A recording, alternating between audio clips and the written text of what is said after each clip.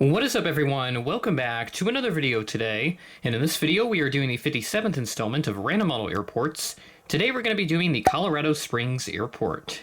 Thank you to the following people who provided this suggestion in past Random Model Airport updates: Mile High Aviation, MSP Aviation, and Henry Cook all suggested this airport in the past. Thank you to all three of you for providing this suggestion. If you have any new suggestions, please leave them in the comments below.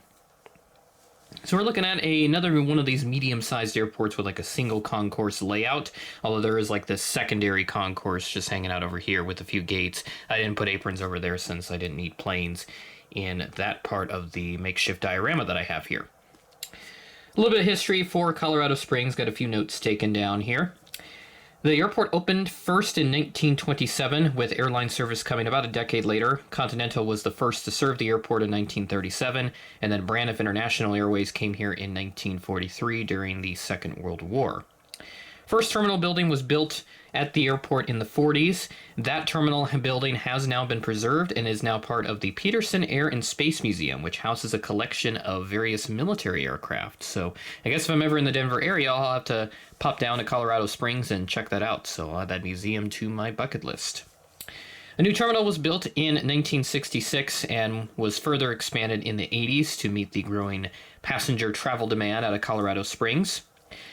This airport used to have the longest runway in the entire state of Colorado. That has now been surpassed by Denver's own runway 16 right / 34 left. That runway is 16,000 feet long, and I believe it is the longest commercial airport runway in all of North America, and like within the top 5 of longest runways on the planet. So pretty crazy stuff, but you do need those long runways because of the very high altitudes you're at when you're getting close to and within the Rocky Mountains. And as a matter of fact, Flight Radar reports that the elevation of Colorado Springs is 6,187 feet. So you're more than a mile above sea level.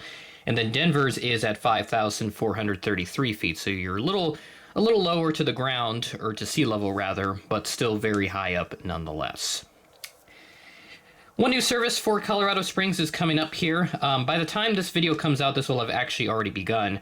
Southwest began Baltimore on June 4th, excuse me. They're going to discontinue service to Long Beach on August 4th in a couple of months. So without further ado, let's go ahead and take a look at what we've got on the ground for Colorado Springs. We'll start off with gate number 1 right over there.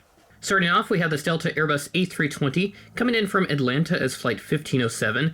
This arrived in a bit delayed at 9:53 p.m. from an 8:37 p.m. scheduled arrival, so we're looking at a delay of, it's going to be quite a bit. I can't do the mental math in my head, but it's over an hour at least for the folks coming in from Atlanta. Next up, we have this United 737-900ER coming down from Denver on a short little flight. This is operating as flight 791, arriving in at 8:27 p.m., ahead of a scheduled 8:37 p.m. arrival. There's going to be quite a few Denver services in this update. We have another 2 to take a look at, and both of them are United aircraft, which we'll take a look at here in the next 2 segments. Next at Gate 5, we have this United Express Embraer 175 coming in as Flight 5577, which is operated by SkyWest. This arrived in at 2:40 p.m., delayed from a 2:34 p.m. scheduled arrival, so we're delayed by just 6 minutes for this aircraft. And lastly, at Gate 7, we have the smallest United aircraft in this update, the CRJ-200 with the Continental Globe livery. This came in from Denver as Flight 4745, also operated by SkyWest, at 11:27 p.m., ahead of a scheduled 11:53 p.m. arrival.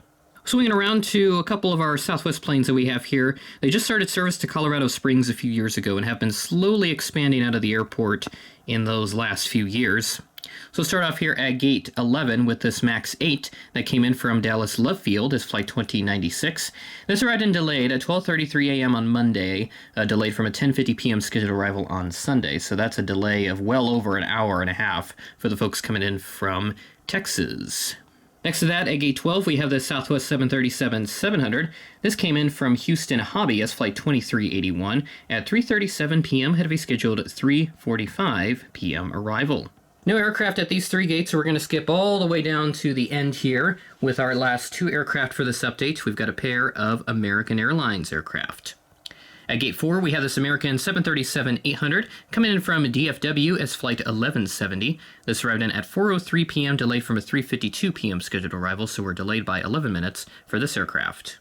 And finally, to round out the update, we have this American Eagle CRJ-700 parked here at Gate 2. This aircraft arrived in from DFW as Flight 4831, operated by SkyWest at 2:02 p.m., delayed from a 2:01 p.m. scheduled arrival, so only behind by 60 seconds. And that'll do it for this episode of Random Model Airports, number 57 from Colorado Springs. Very happy where the series is going, and again, thank you to Mile High Aviation, MSP Aviation, and Henry Cook for providing this suggestion quite a long time ago now, admittedly. Didn't get to this airport just yet, but thankfully I've gotten to it today. Lots more exciting things to come as we head towards the end of the month. Be sure to check out my Instagram page for the content schedule posts that I made for June. There's been a couple changes to it, though.